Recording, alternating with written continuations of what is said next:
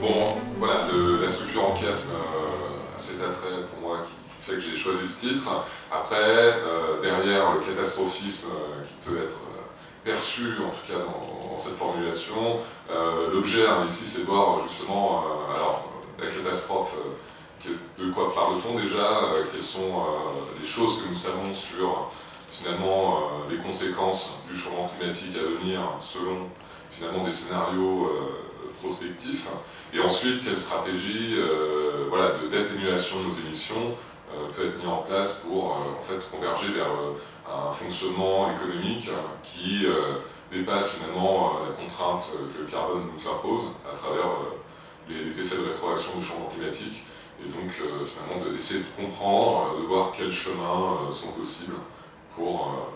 voilà, concilier on va dire, prospérité économique et préservation de l'environnement. Alors tout d'abord, sur...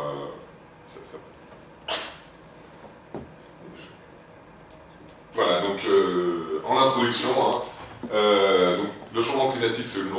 aujourd'hui on en perçoit déjà les premiers effets, que ce soit à travers les épisodes de sécheresse ou d'inondation qui ont pu traverser cet été la France,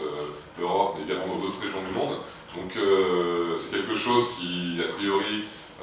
va s'amplifier à travers le temps, et finalement la nature de ces effets, autant dans leur fréquence que dans leurs effets et l'amplitude, va dépendre finalement de la trajectoire d'émission qui est l'effet qui génère par effet de serre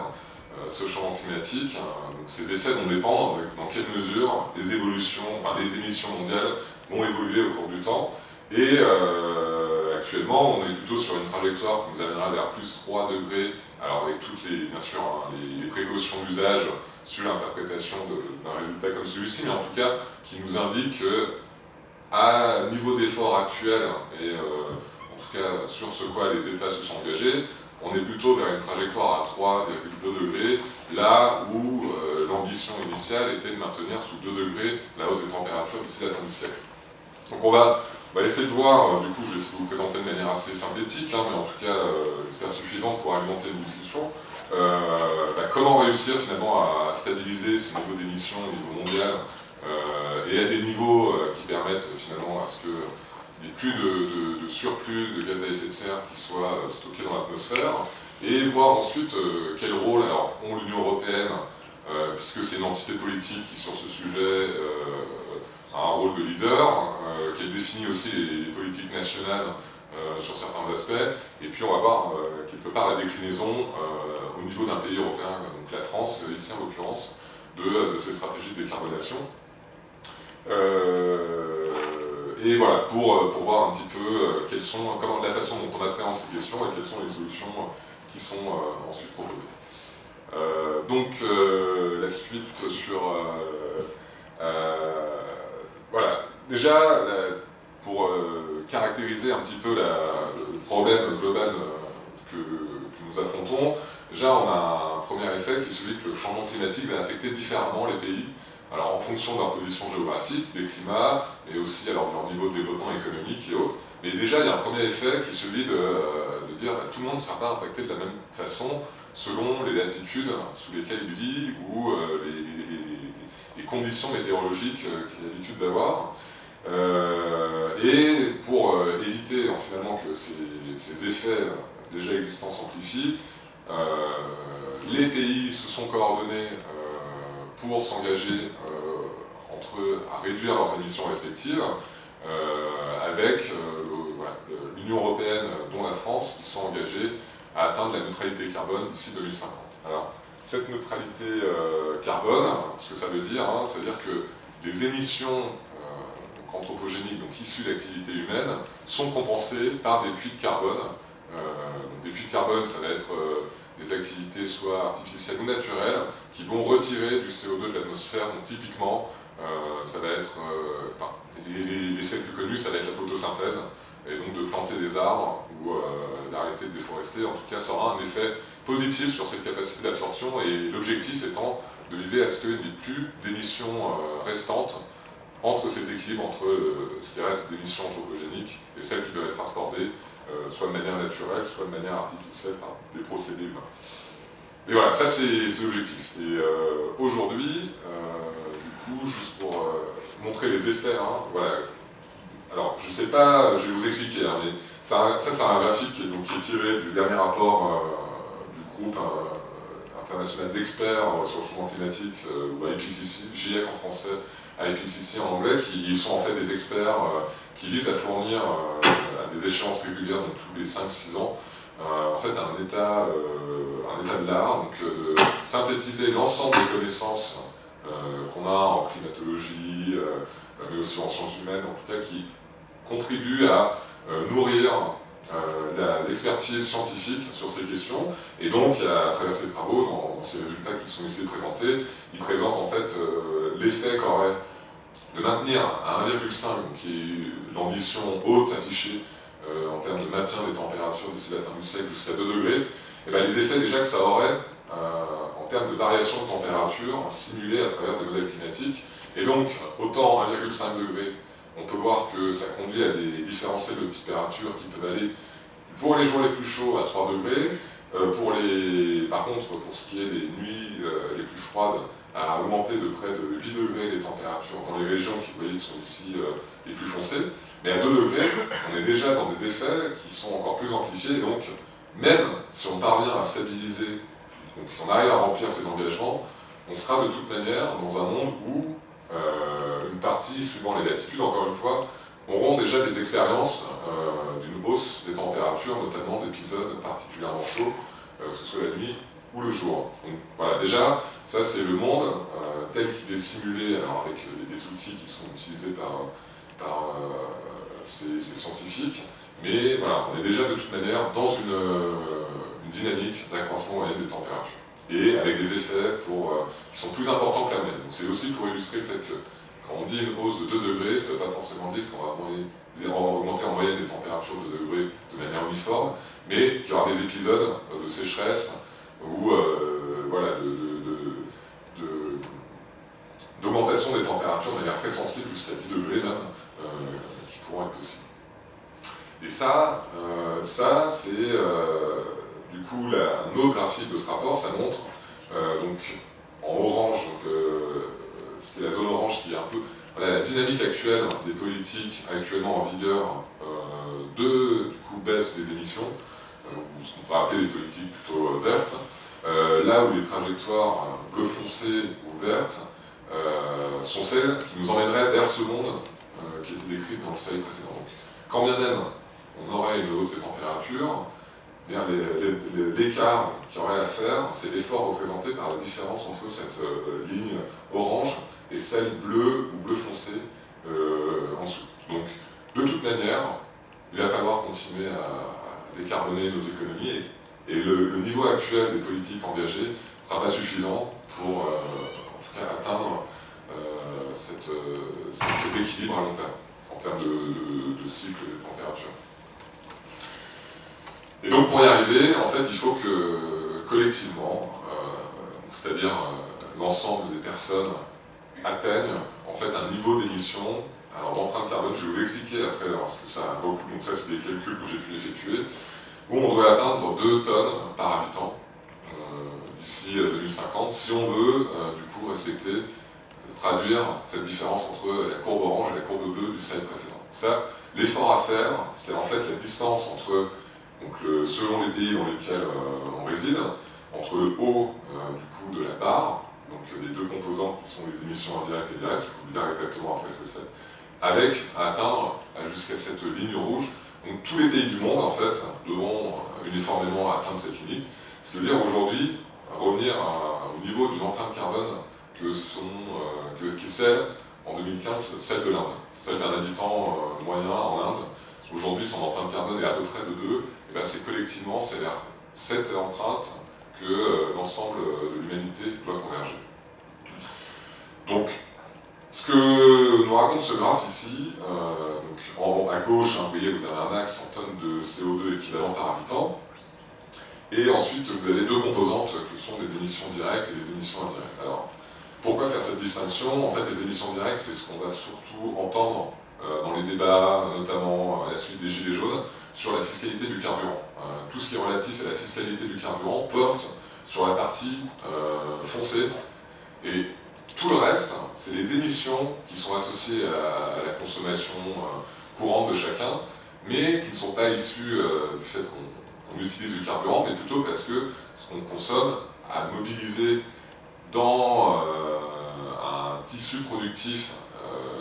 au niveau international, ce qu'on appelle des chaînes de valeur globale, qui vont occasionner, eux, pour produire ce bien qu'on consomme, des émissions, et c'est donc l'ensemble de ces émissions qui sont aussi représentées. Donc là, ça intègre véritablement les niveaux de consommation totaux, globaux, et ce qu'on voit, c'est que, alors déjà, en Europe, il y a une certaine homogénéité autour d'un niveau relativement autour de 9 tonnes par habitant. Les États-Unis, c'est double, hein. On est déjà sur un autre rapport en fait, de consommation et donc d'impacts environnementaux. Et même des pays aujourd'hui, comme la Chine, ont une empreinte carbone par habitant qui s'est rapprochée pour devenir quasiment équivalente à celle de pays de l'Union européenne. Donc voilà, ça, chacun va faire des efforts, s'est engagé à apporter des efforts pour réduire ses émissions, mais voilà, globalement, il faut qu'on passe tous sous la barre rouge. Et pour ça, donc, déjà on peut se dire, est-ce que le passé, parce qu'on a déjà 30 ans, hein, en fait, les premiers engagements c'est en 97 avec comme année de référence 1990, donc avec la signature du protocole de Kyoto en 97, et en 2015 ont été signés les accords de Paris, qui est donc le texte international de référence et qui va guider les actions de l'ensemble de la communauté, là où celui du protocole de Kyoto n'était qu'appliqué qu'aux pays dits développés, donc de l'annexe A, mais qui étaient les pays développés en fait, mais là c'est véritablement un accord global. Et donc ça c'est ce mécanisme de conférence des parties qui a lieu tous les ans, où tous les ans en fait chacun revient discuter et puis chercher de faire monter les ambitions. Mais voilà, les pays développés, en tout cas la majeure partie, mais les pays de l'Union européenne en tout cas se sont engagés collectivement à atteindre la neutralité carbone.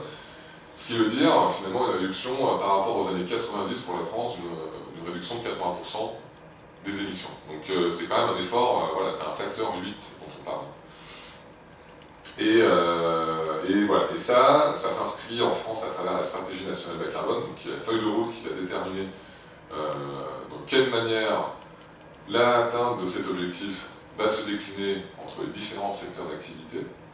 Et ensuite, il y a l'Union européenne qui, alors, lui aussi rajoute un cadre législatif et également politique avec le Green New Deal, et ces deux, finalement, sont ces deux textes. Alors l'un est une feuille de route, tandis que l'autre est un programme aussi de subvention et de financement de certaines activités, mais les deux s'inscrivent dans cette dynamique de neutralité carbone d'ici 2050. Si on regarde maintenant le passé, donc pour donner des éléments véritablement voilà, à prendre en compte, c'est qu'en France on se caractérise par un niveau d'émission par habitant qui est relativement bas, compte tenu, par rapport à son poids économique, et qui s'explique à la fois par une spécialisation son économie vers plutôt une économie de service, et en tout cas par un mix électrique qui est beaucoup moins carboné du fait de la place du nucléaire que ses voisins européens. Donc ça, c'est des éléments qui sont propres à la France qui peuvent expliquer ces différences. Mais dans la dynamique de réduction qu'on a pu constater, en tout cas sur les 30 dernières années, par rapport à du coup, les pays comparables en Europe, alors vous n'avez pas les valeurs ici, mais on a baissé les émissions de 27% par rapport à 90%, là où, par exemple, l'Allemagne les a baissées de plus de 35%. Alors vous allez me dire, oui, mais ils partent de plus. Alors c'est vrai, ils partent de plus haut, mais en tout cas, si on pourrait penser que c'est parce qu'ils partent de plus haut qu'ils réduisent, mais en fait, on voit quels que soient les niveaux, alors, que la baisse, en tout cas les effets, sont relativement compris pour les pays les plus développés, hein, l'Italie, le Royaume-Uni et l'Allemagne, parce que le reste de l'Union européenne, il y a un effet de composition qui joue, mais globalement, l'effort à porté a été plus important dans ces pays qu'en France, même si, après, en absolu, le niveau d'empreinte carbone en France reste inférieur à ses voisins directs européens. Et si on regarde l'évolution sur la dimension finalement des émissions carbone, donc qui vont prendre en compte l'ensemble des émissions au niveau mondial qui sont induites par la consommation, ce qu'on observe aussi, c'est que finalement autant la part de ces émissions qui proviennent du territoire national, donc d'activités de production domestique sur lesquelles il y a un contrôle et donc une politique, ou un effet de la politique qui peut être plus prégnant, sur la dimension apportée, au contraire, on observe que cette part augmente, et donc finalement, dans l'évolution de cette empreinte carbone, qui n'a finalement baissé qu'à partir des années 2010, là où entre 1995 et 2010 elle est restée relativement constante, c'est qu'en fait ce qui a été réduit en France, en termes d'émissions, a finalement été compensé par des activités situées dans d'autres pays du monde, mais qui toujours satisfont une consommation finale française. Donc finalement, voilà, il peut y avoir un effet aussi de substitution entre des activités de production domestique et ce qu'on peut appeler de délocalisation des activités les plus polluantes dans des pays où la législation peut être par exemple moins contraignante sur les aspects environnementaux, ou alors des effets aussi de spécialisation ou de coût de la main-d'œuvre, enfin autant de raisons qui peuvent expliquer pourquoi finalement autant la part issue d'activités domestiques a pu se réduire, elle n'a été finalement que substituée par d'autres activités, avec un gain final donc, qui reste nul si on prend comme indicateur celui de l'empreinte carbone. Donc voilà, tout ça nous montre qu'il y a eu quand même un effort de près de 30% de réduction, mais il faut pour atteindre cette neutralité carbone d'ici 2050, il va falloir plus que tripler l'effort actuel au niveau de réduction. Et ça passe par plusieurs éléments, mais en tout cas de la mise en œuvre d'une politique qui soit globale, mais en même temps suffisamment spécifique selon les secteurs, puisque c'est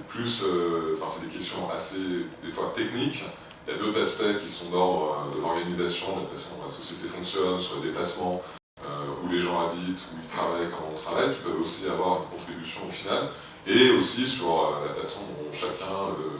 vit, sur les aspirations et les modes de vie respectifs. Par exemple, décroître sa consommation de viande, ça a un impact effectif en termes de baisse des émissions. Et tous ces éléments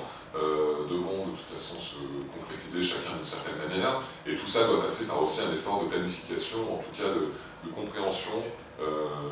des effets à l'œuvre et des véritables leviers de décarbonation, ce que la SNBC vise à proposer. Juste avant de passer à la SNBC, c'est ce qu'on appelle une décomposition à la Cayenne. Alors vous avez peut-être déjà entendu parler de ce terme sur une approche identité de Cayenne, et qui est en fait une décomposition en facteurs, du coup cette baisse globale des émissions, en tout cas des émissions issues des activités de production françaises, en différents sous-composantes, qui chacun représente en fait un indicateur en soi, avec la dynamique de la croissance de la population qui va être en vert. Donc on a une population qui, pour une base 190, atteint 115 en 2020, donc on a eu 15% de l'augmentation de la population, ce qui explique aussi une dynamique croissante des émissions, si on suppose qu'il n'y a pas d'autres modifications, mais ça a été contrebalancé par une baisse, déjà en noir, donc, de la part des énergies fossiles dans le mix énergétique, mais également une utilisation, en noir, mais également une baisse de l'intensité en CO2 de l'énergie, donc qui est représentée par la bleue, et ensuite de l'intensité énergétique, c'est-à-dire que pour produire une unité de valeur, donc 1 euro de valeur ajoutée, il faut par rapport à 90 relativement 25%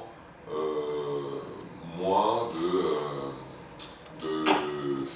d'énergie pour produire cette même unité. Donc il y a un effet aussi ici qui va jouer, qui va conduire à ce qu'on appelle un peu un découplement qu'on pourrait observer entre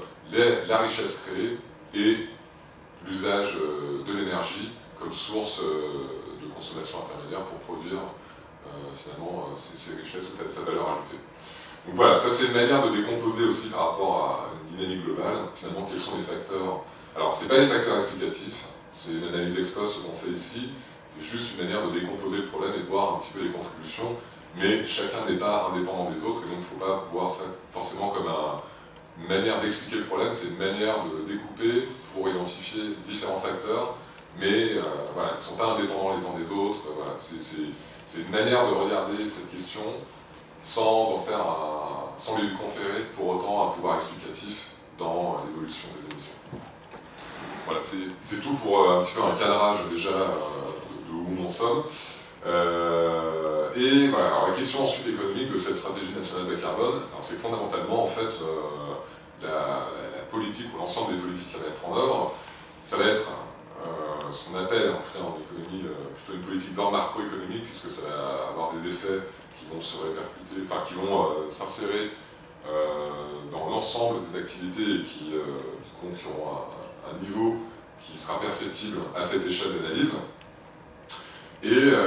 l'évolution de ces activités, finalement, c'est de savoir quelle sera l'économie, sur quelle activité se fondera-t-elle dans le futur et quelle évolution est possible. Et ça, c'est l'objet, finalement, de savoir quel est le futur dans lequel on se dirige et comment ce futur peut-il être compatible avec, du coup, la baisse des émissions nécessaires. Quand bien même c'est un objet, c'est une politique d'ordre macroéconomique, on est aussi, du coup, et c'est toute la difficulté de ces politiques, c'est qu'elles vont en fait se caractériser de manière complètement différente selon les situations, alors à la fois à l'échelle des individus, par exemple que vous habitiez en ville ou à la campagne, votre rapport à l'énergie n'est pas du tout le même, aux sources d'énergie, et donc vous n'êtes pas, voilà, on n'est pas tous égaux face à l'évolution vers la décarbonation de nos sociétés. Mais c'est également vrai pour les aspects des activités de production. Selon que vous soyez un secteur, je ne sais pas si vous êtes dans le luxe par exemple, vous ne voyez pas forcément la question de l'adaptation à un nouveau fonctionnement économique basé sur la sortie des énergies fossiles, de la même manière que si vous êtes par exemple énergéticien ou pétrolier, enfin ou Total, ou même si vous travaillez dans l'industrie lourde, vous avez un usage. Donc il y a une question ici qui se pose derrière, qui est celle de véritablement prendre en compte aussi les spécificités des différentes activités et des différentes situations qui peuvent aussi caractériser voilà, des modes de vie complètement différents, des activités de production complètement différentes. Donc c'est à la fois un ordre qui est celui de la macroéconomie, mais en même temps qui intègre des éléments plutôt de microéconomie qui sont importants. Donc voilà, c'est toute la difficulté, je pense, qui aujourd'hui fait que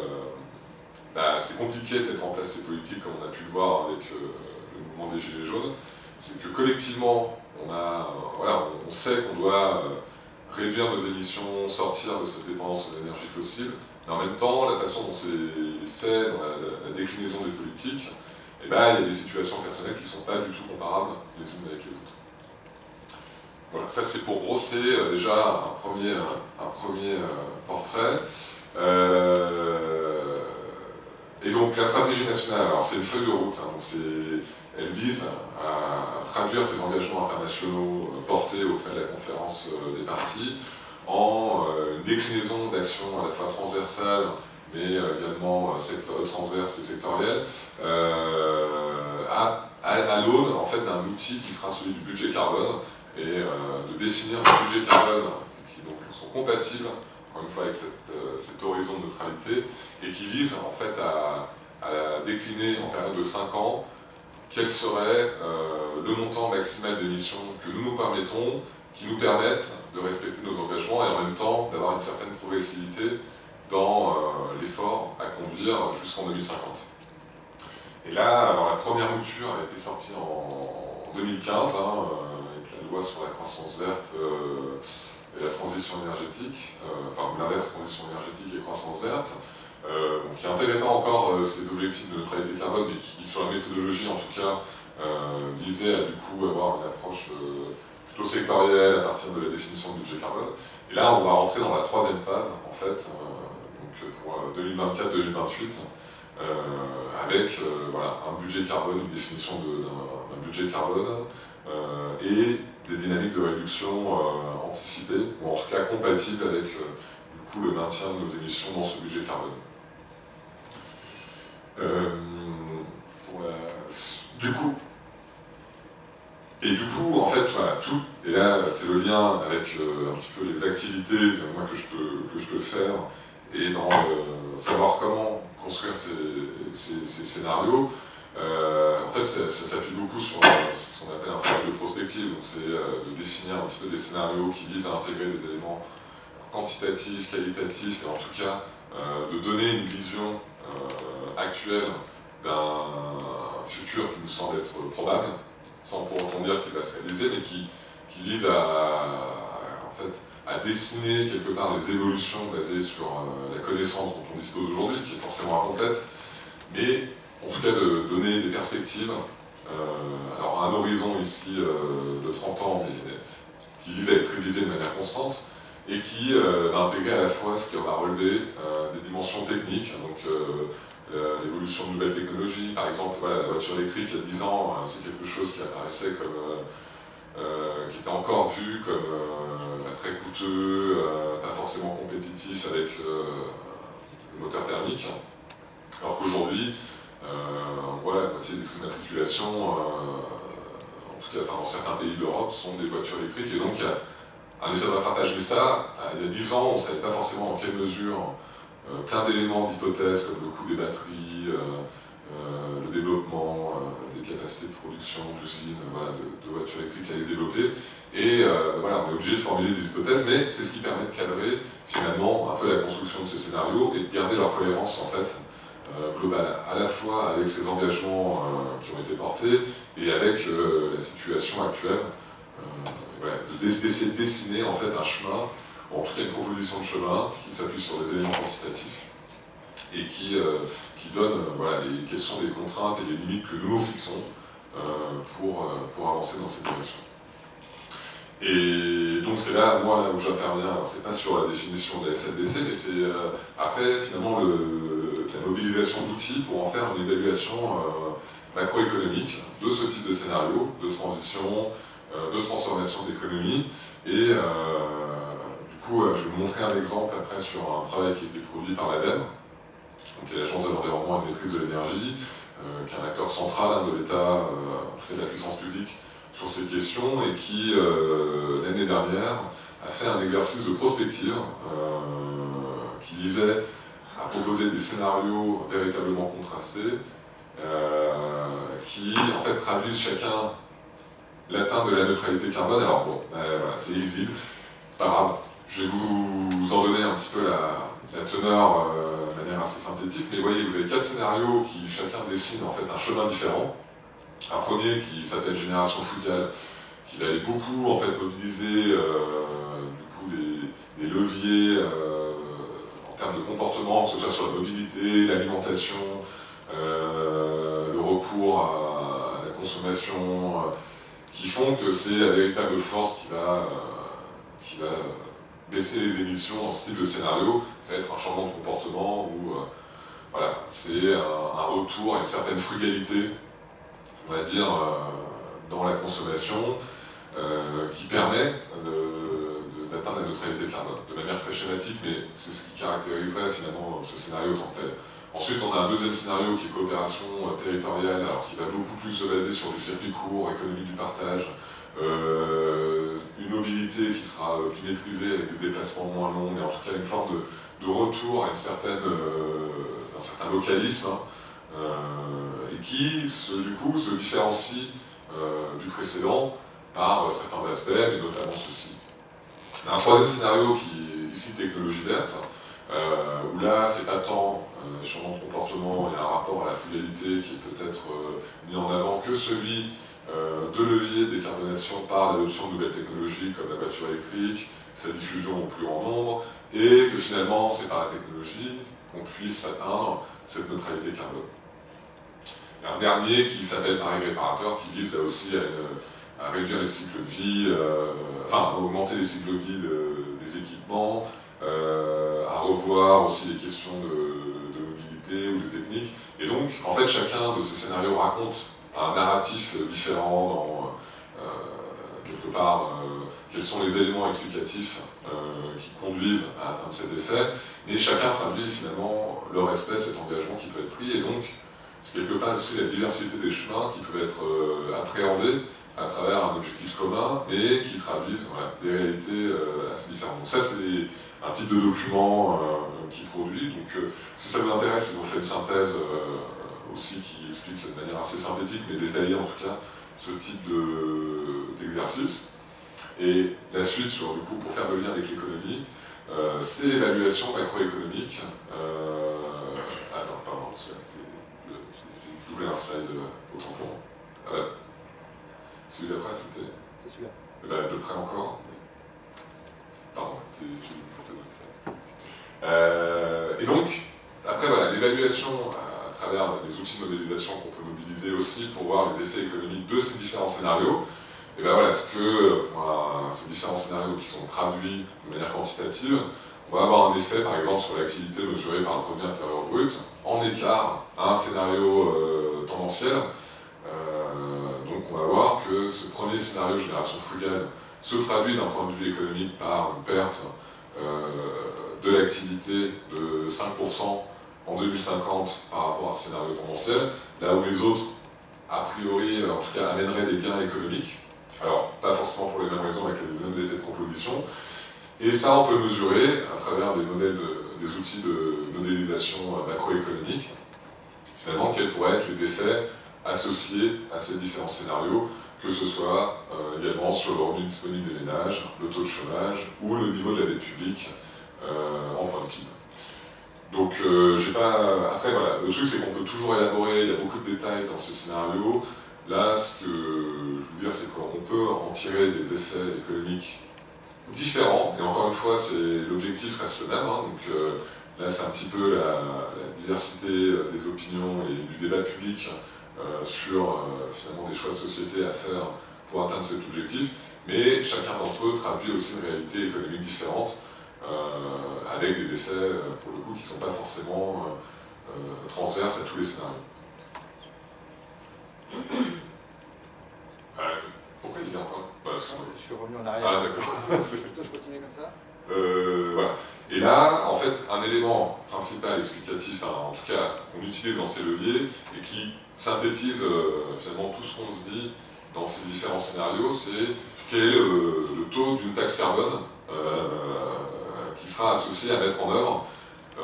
dans ces scénarios, ces évaluations de scénarios de prospective.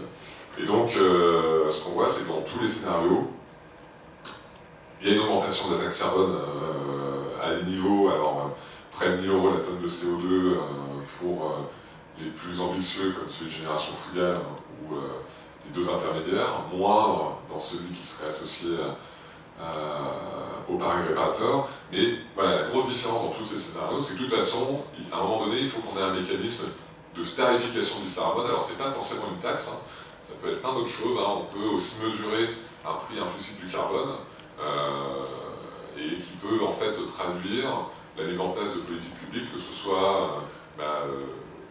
la taxe carbone en tant que telle. Hein. Donc c'est véritablement bien faire payer une taxe supplémentaire par rapport au contenu en CO2 des produits consommés, ce qu'il y a eu pour les carburants. Mais ça peut être aussi des aspects réglementaires. Donc le fait de mettre une réglementation plus ambitieuse, par exemple, sur le logement, ça conduit à un surenchérissement du coût de construction, et donc au profit d'une baisse des émissions, et donc il y a aussi une relation de taux, enfin en tout cas de prix du carbone. Donc, dans toutes ces dimensions, à partir du moment où on veut réduire nos émissions qui ne sont pas matérialisées dans les systèmes de prix, parce que vous l'avez peut-être pas vu, mais c'est une externalité négative. Ça a des effets délétères, en tout cas sur d'autres agents que ceux qui sont simplement dans une relation de transaction caractérisée par un prix de marché. Mais dans tous les cas, il faut à un moment donné qu'on donne de la valeur à ce qui aujourd'hui n'en a pas, qui est le CO2 qu'on émet. Et ça, c'est un peu là, dans tous ces scénarios, c'est véritablement le caractère commun, c'est que si on ne fait pas ça, d'une manière ou d'une autre, que ce soit des politiques publiques ou de réglementation ou de prix, on est de toute façon, ça ne s'inscrit pas dans ces dynamiques de décarbonation profonde. C'est un petit peu, du coup, l'élément central, c'est que de toute manière, il va falloir passer par une forme de valorisation du prix du carbone, plus ambitieuse que ce n'est actuellement. Et qu'ensuite, alors sur les résultats du coup de scénario de transition, il y a un effet généralement positif sur l'activité, ce qu'on trouve,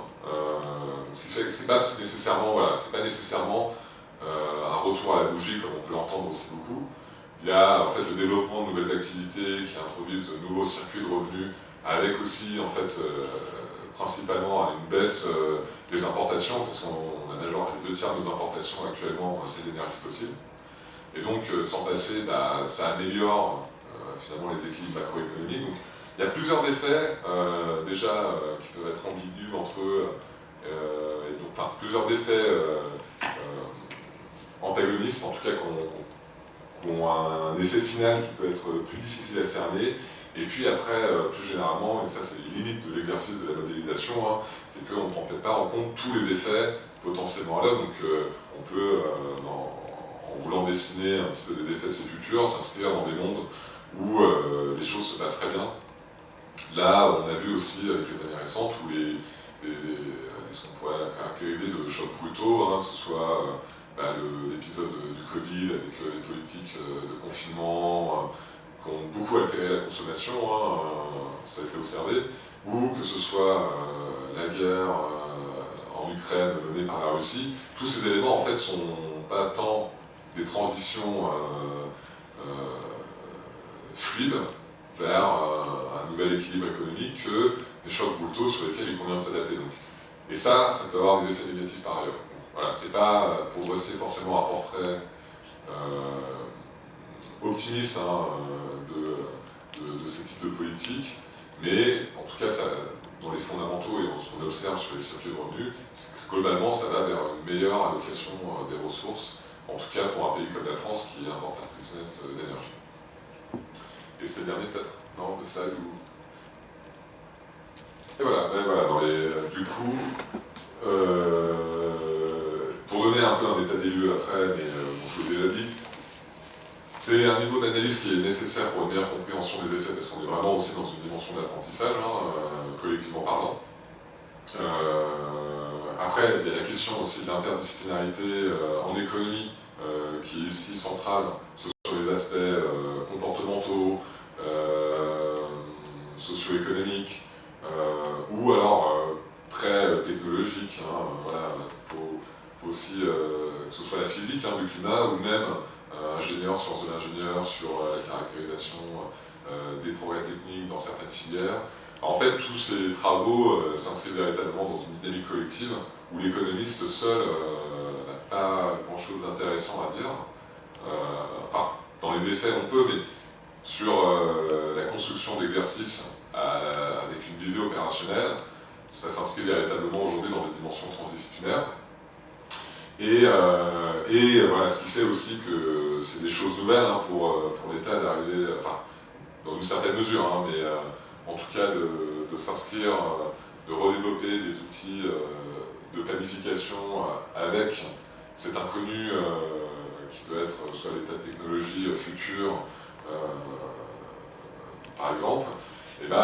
c'est quelque chose qui est en gestation et qui mobilise différentes personnes à la fois dans des centres de recherche comme le mien, mais aussi au sein de l'administration publique. Et donc il y a aussi toute une émergence d'un écosystème, je pense aussi dans les prérogatives de l'État, sur sa capacité de prospective et du coup d'interrelation entre différentes entités. Donc voilà, c'est quelque chose à appréhender qui est toujours en construction, mais avec quand même des choses qui nourrissent finalement cette réflexion